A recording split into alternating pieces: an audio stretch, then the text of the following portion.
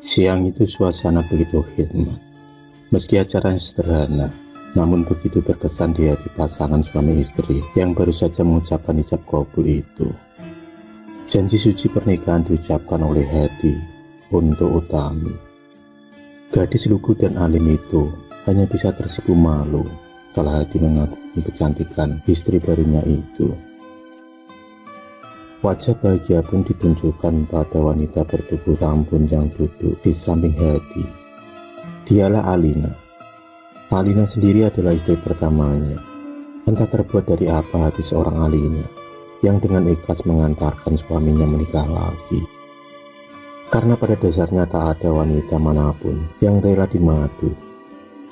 Mereka saling berpeluk satu sama lain setelah Pak Penghulu mengucapkan kata syah pada kedua mempelai.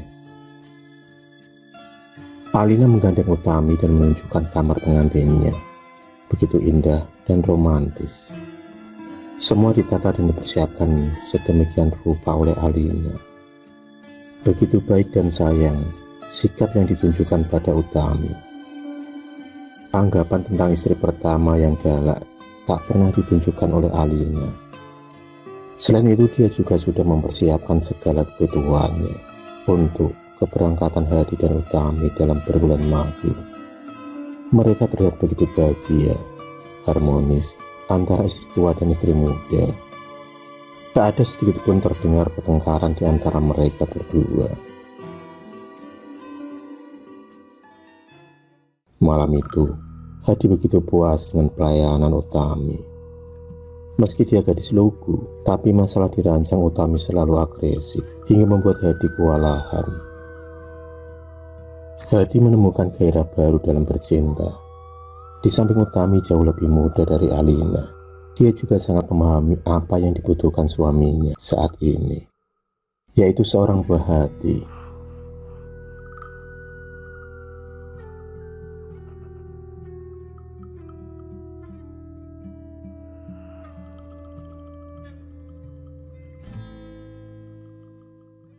Karena pasalnya pernikahan Hadi dan Alina yang sudah 10 tahun lebih itu belum dikaruniai seorang anak. Karena alasan itulah Alina mengizinkannya untuk berpoligami dan berharap ada seorang penerus dari keluarganya. Dan benar saja, 1 bulan pernikahan Utami telah hamil 2 minggu. Alina begitu bahagia. Dia berjanji akan menganggap anak tirinya itu sebagai anak kandungnya sendiri. Segala kebutuhan Utami selalu disiapkan oleh Alina. Wanita keturunan Tionghoa itu begitu hati-hati dalam menjaga kandungannya. Hingga 9 bulan kemudian, lahirlah gadis mungil dari rahim Utami. Gadis yang diberi nama Mila itu terlihat begitu mirip Hadi ayahnya. Kehidupan Utami dirasa sempurna. Selain sekarang menjadi orang kaya, dia juga dipertemukan dengan sosok Alina yang begitu baik di matanya. Tanpa disadari, itulah awal dari kehancurannya. Hari berganti hari, bulan berganti bulan, sikap Alina mulai berubah. Dia menguasai putri kecil Utami. Bahkan, seiring waktu berlalu, kini Utami juga sering diperlakukan layaknya seorang pembantu. Segala masalah pekerjaan rumah tangga, Utamilah yang akan mengerjakannya. Sikap itu juga diberlakukan oleh Hadi. Dia tak seromantis awal-awal pernikahan mereka dulu. Kalau dulu Hadi selalu minta jatah setiap malam pada Utami, tapi kini jangankan menyentuh, melirik saja tak pernah.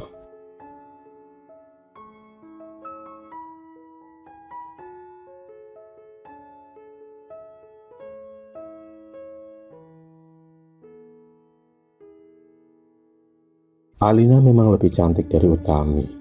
Itu mungkin Alina adalah seorang wanita keturunan Tionghoa, dan tentu saja kulitnya akan terlihat lebih putih dan mulus. Selain itu, Alina rutin melakukan perawatan tubuh. Berbanding jauh dengan Utami yang sekarang, setiap harinya hanya memakai daster lusuh, layaknya pembantu. Dan rasa syukur masih diucapkan Utami, karena Mila telah dirawat, dan itu semata-matanya karena surat wasiat dari orang tua Alina. yang akan memberikan hak waris kalau Alina dan Hadi mempunyai keturunan.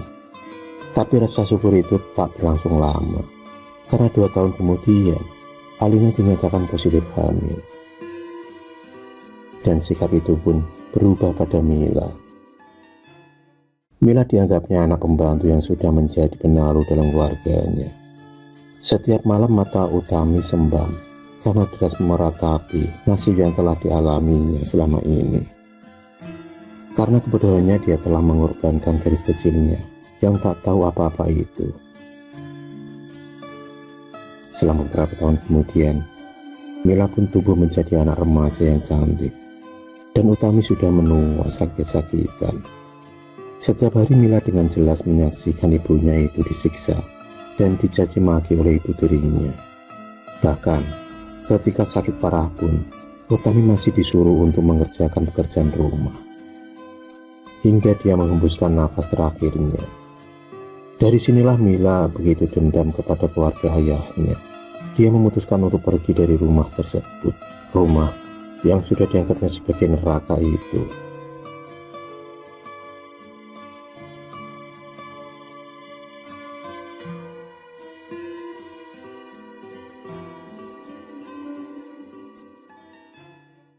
Dia pun berjalan tanpa arah, karena dia tak punya saudara di kota tersebut. Hanya berbekal tekad, Mila terus menyusuri jalan, hingga tibalah kakinya berhenti di ujung jalan. Samar-samar, dia melihat bayangan seorang kakek tua.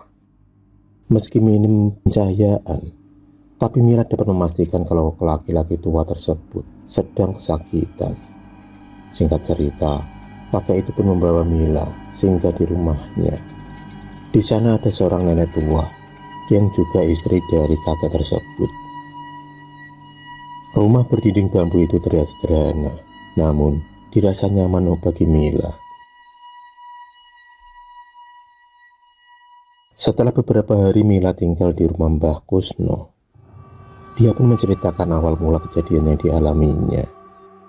Mbah Kusno yang merasa sangat simpati pun memberinya sebuah keris kecil. Mbah Kusno membantu Mila lewat ilmu yang dimilikinya. Mila tak menuntut apa-apa selain sebuah keadilan. Sebetulnya Mbah Kusno sudah lama menghilang dari ilmu perdukunan. Tapi setelah mendengar nasib yang dialami Mila, dia pun merasa terpanggil untuk membantu Mila. Setelah Mila diberi keris, dia pun pulang dan harus mematuhi perintah Alina, mama tirinya.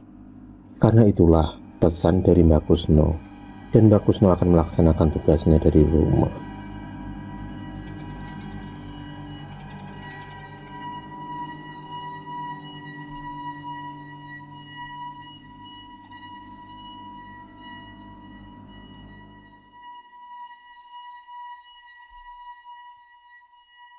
Sambil mengendap, Mila berhasil menaruh keris tersebut di bawah kasur Alina.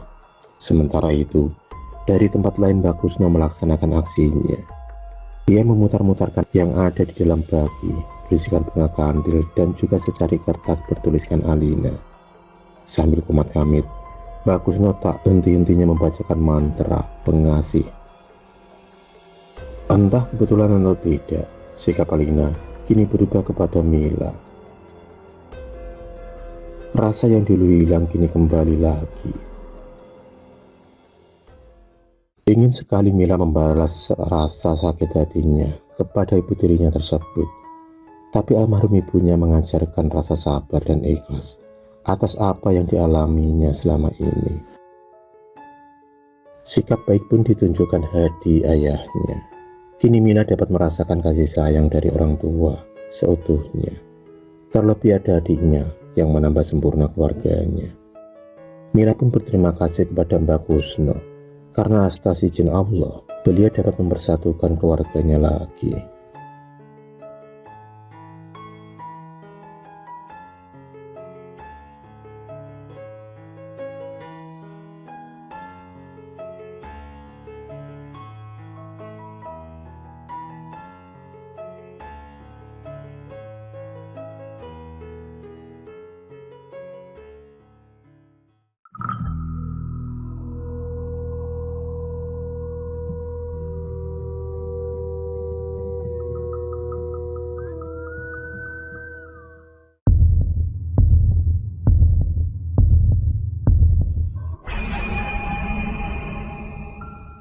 Terima kasih sudah menonton video cerita bergambar ini.